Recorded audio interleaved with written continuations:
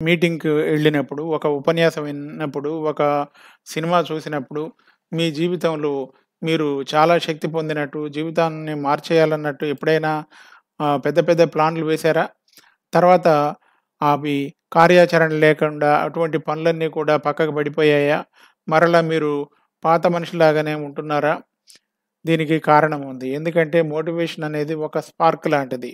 ఒక నిప్పురవ్వ లాంటిది. అది ప్రకాశవంతంగా మండుతుంది. కానీ తొందరగా మసకబారుతుంది. మీరు ఇంతకుముందు దీన్ని అనుభవించారు.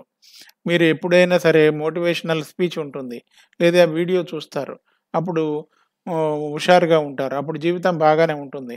కానీ మరి మీ పనులలో మీరు పడిపోయినప్పుడు, ఒత్తిడి ఉన్నప్పుడు, పరధ్యానంగా ఉన్నప్పుడు అకస్మాత్తుగా ఆ మోటివేషన్ కాస్త వెళ్ళిపోతుంది. తర్వాత మీరు సాదాసీదా జీవితాన్ని పొందుతారు. దీనికి మరి వేరే ఉపాయం ఉందా అంటే తప్పకుండా ఉపాయం ఉంది. ఆ ఉపాయం ఏంటంటే మీరు మీకు ఇష్టమున్నా, ఇష్టం లేకపోయినా మీరు కోరుకున్నటువంటి జీవితాన్ని పొందటానికి మార్గం ఉంది. దానికోసం నేను 3 స్టెప్స్ చెప్తున్నాను. నంబర్ 1 మోటివేషన్ బదులుగా మీరు అలవాట్లని పెంపొందించుకోండి. చిన్న చిన్న అలవాట్లని పెంపొందించుకోండి. ఈ చిన్న చిన్న అలవాట్లు 5 నిమిషాలతోటి ప్రారంభించండి. మీరు వ్యాయామం చేయాలన్నా, వాకింగ్ చేయాలన్నా, యోగా చేయాలన్నా 5 నిమిషాలతోటి స్టార్ట్ చేయండి.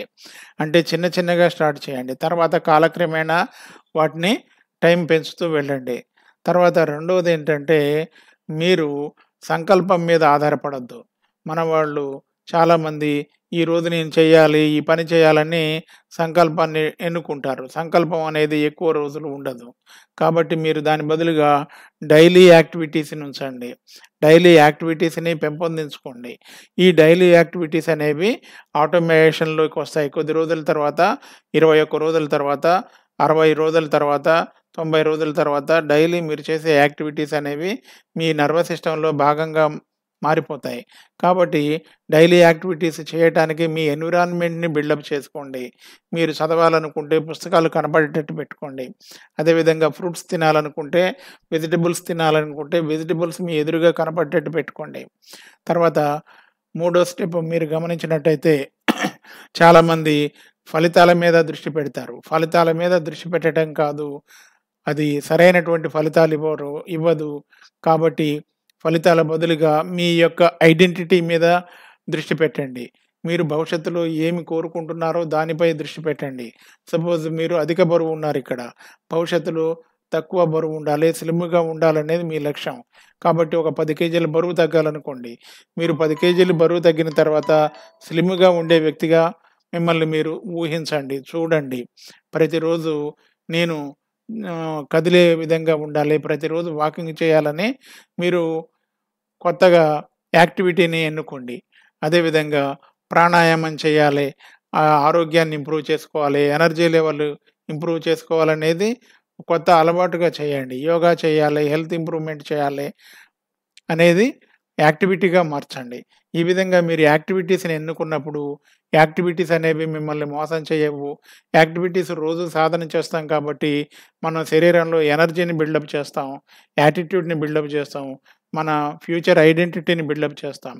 కాబట్టి వీటిని చేసేటప్పుడు ఇంకొక టెక్నిక్ ఏంటంటే, ఈ యాక్టివిటీస్ అన్నీ కూడా ఒక పేపర్ మీద రాసి, వాటి యొక్క ప్రోగ్రెస్‌ని రోజు టిక్ చేయండి. సపోజ్ వాకింగ్ 30 మినిట్స్ చేయాలి, ప్రాణాయామం 10 నిమిషాలు చేయాలి, మెడిటేషన్ 15 నిమిషాలు చేయాలని అవి చేసినప్పుడల్లా టిక్ పెట్టండి. రోజు 3 లీటర్స్ వాటర్ తీసుకోవాలి, రోజు కార్బోహైడ్రేట్స్ తక్కువ ఉండాలి, ఫ్రూట్స్ ఎక్కువ ఉండే డైట్ తీసుకోవాలని ఆ లిస్ట్‌లో రాసి వాటిని టిక్ పెట్టుకోండి. అవన్నీ ఎప్పుడైనా మీరు చేయగలిగినప్పుడు మిమ్మల్ని మీరు అభినందించుకోండి. దాని మిర్రర్ ముందు నిలబడి మీరు సాధించినట్టుగా మీకు మీరు అభినందన తెలియజేసుకోండి. లేదా ఇంకా వీలైతే సెలబ్రేట్ చేసుకోండి. మీకు మీరు ఒక చిన్న బహుమతి ఇచ్చుకోండి. ఆ విధంగా చేయటం ద్వారా మీరు మోటివేషన్ బదులుగా సిస్టమ్స్‌ని డెవలప్ చేస్తారు. వ్యవస్థను డెవలప్ చేస్తారు. సిస్టమ్స్ డెవలప్ అవుతున్నాయంటే ఆ వ్యవస్థ డెవలప్ అవుతుందంటే మీరు విజేత కాబోతున్నారని అర్థం. ఈ వీడియోని లైక్ చేయటం, షేర్ చేయటం, ఛానల్‌ని సబ్స్క్రైబ్ చేయటం మర్చిపోకండి. రేపటి నుంచి ఏ డైలీ యాక్టివిటీ మొదలుపెడతారో కామెంట్ చేయండి.